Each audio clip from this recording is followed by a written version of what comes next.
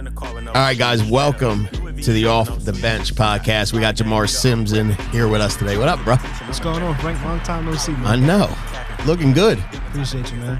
Just moved into a new place, right? Yeah, man. All FFL funded, man. I love it. All FFL. How old are you, Jamar? 23. 23. Dude, I'm trying to remember what I was doing at 23. At some point, I guess it's probably about time I got into business, but I definitely was not in the position financially you're in. How's that feel? Yeah, man, it feels great. Me and my dad was just talking about it, man. We were moving into the house because he was helping me move everything. He was just like, it's crazy to see when we were your age, we had to share a house or get an apartment. And you're just jumping into a house for your first one. I'm like, yeah, man, it's levels. Hopefully by the time when I have kids and everything like that, they are going to be at a higher level than me. They're going to be moving into a penthouse. That's the plan. That's the goal, right? For a lot of people, for some people. Mm-hmm. So dude, your social media is blowing up. That's pretty cool. Yeah. Well, you're 23 too, so that's like expected. Mm-hmm. But I also see some young folks that have terrible social media. I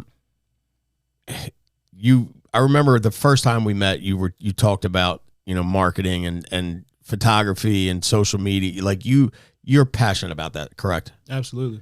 So how many followers, what did your social media look like presence wise 12 months ago? Man, it was crazy. So I want to say 12 months ago, like that's when I really started to kickstart Family First, like posting a lot, Mm-hmm. getting real consistent, like really finding my niche. I would say probably around like 3,000 to 4,000 followers. Okay. And today, where are you at? I'm at like 33,000 followers now. 33,000 followers. And can you give, because like it's I think the content that we put out, let's just take Family First Life National. Like we have a lot of amazing agents and there's a lot of valuable information they share. But if nobody's seeing it, it's pointless. That's right. So it's a big deal.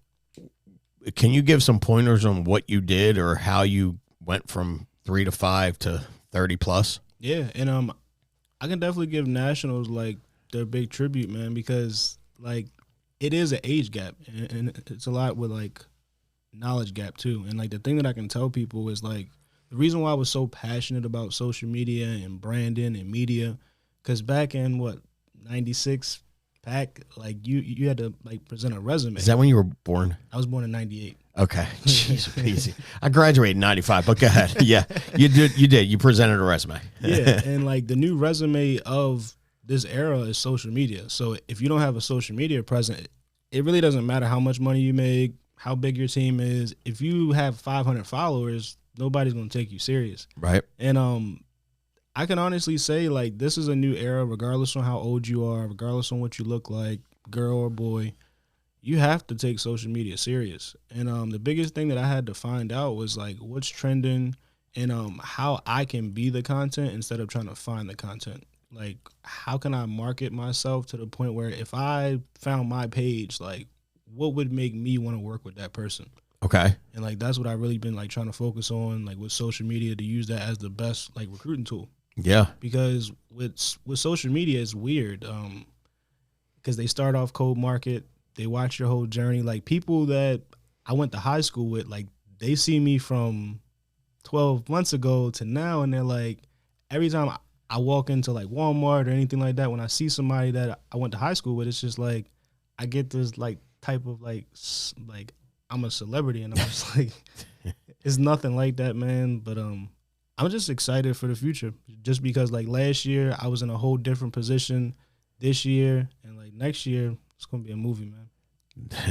Dude, I have no doubt about it. And all the while you're helping 20, 30 families a month. Mm-hmm. Yeah, my biggest month I helped about 32. Unbelievable. So you're saying it doesn't matter. Young, old, big, small, male, female, like anybody can have a good social media presence. Mm-hmm. All right. So what are some of the key ingredients?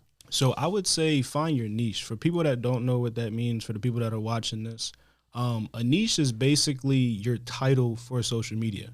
And like I can say with me studying like a lot of social medias from like celebrities down to influencers, down to YouTubers, it's really like 4 type of niches that basically trend.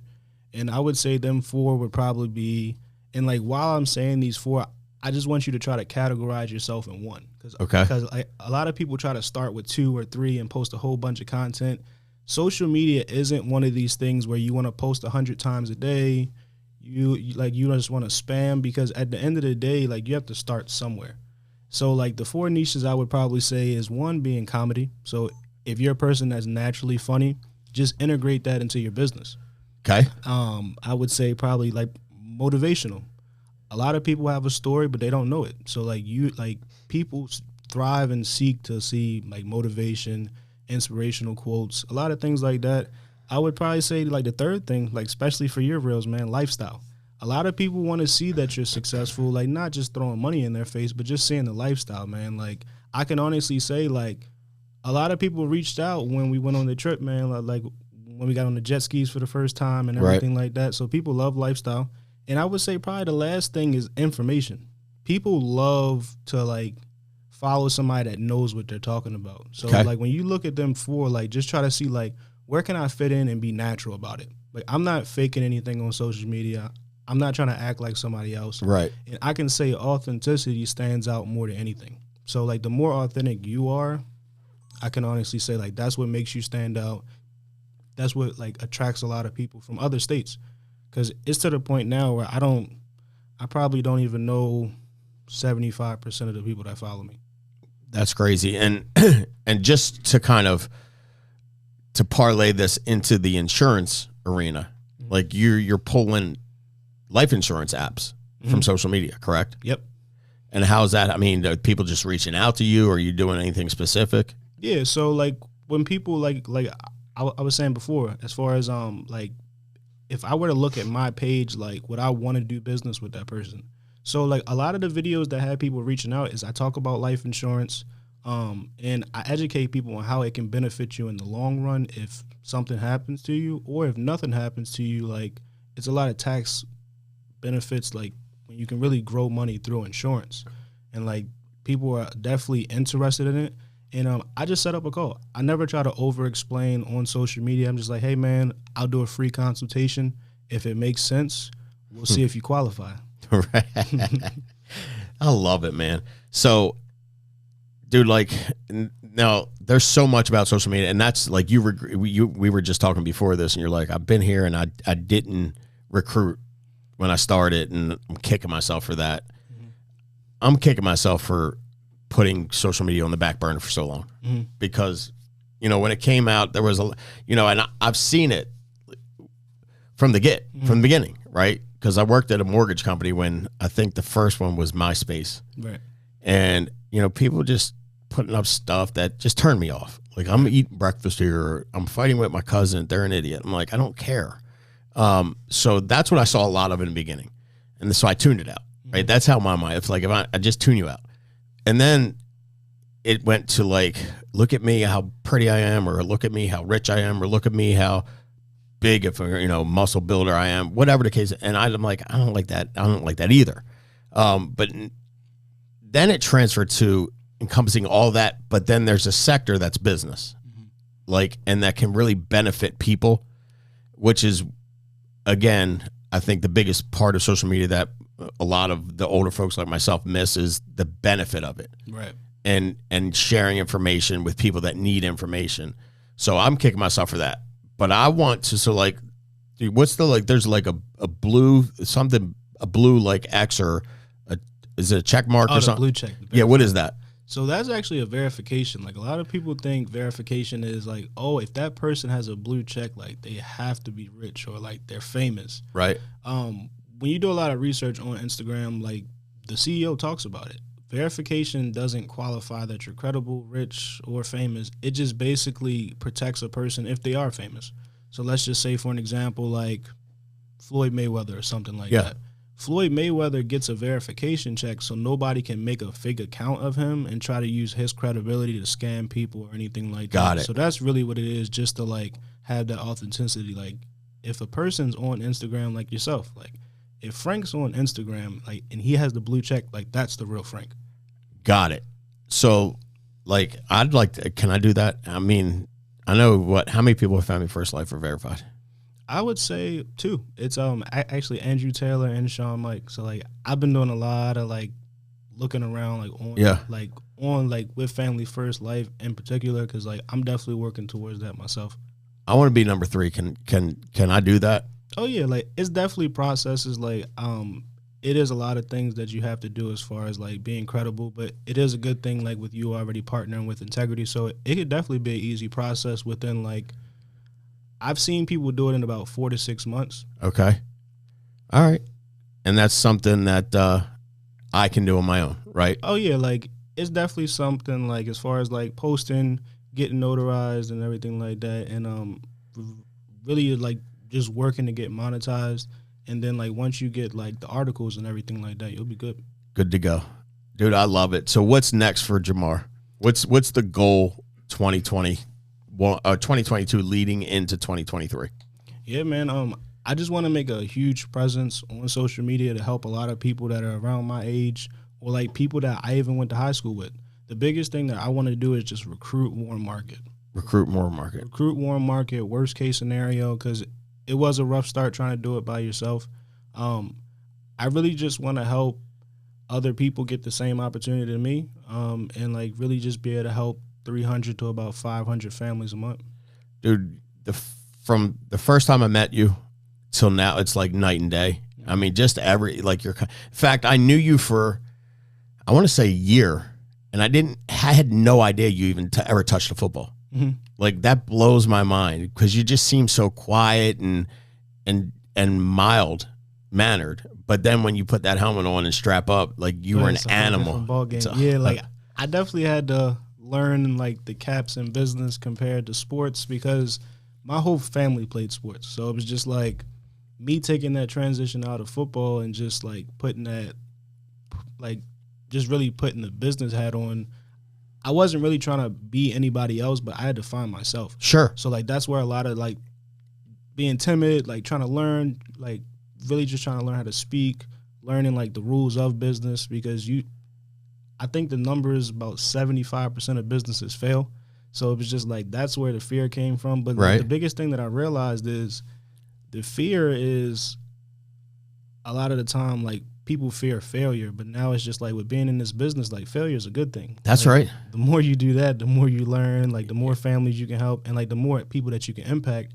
Because I heard a famous quote, man, from Dre, and he really just said, everything doesn't happen to you, it happens for you, so you can really help other people in that same position. So it was just like when I did that, like the cap came off, and I'm just like, man, the more I can fail, and like it might sound crazy, but the more I can fail, like the more I'll learn, like the more people I'll be able to impact. 100%. And that's a great attitude to have because a lot of people look at failures or mishaps as an issue. Mm-hmm.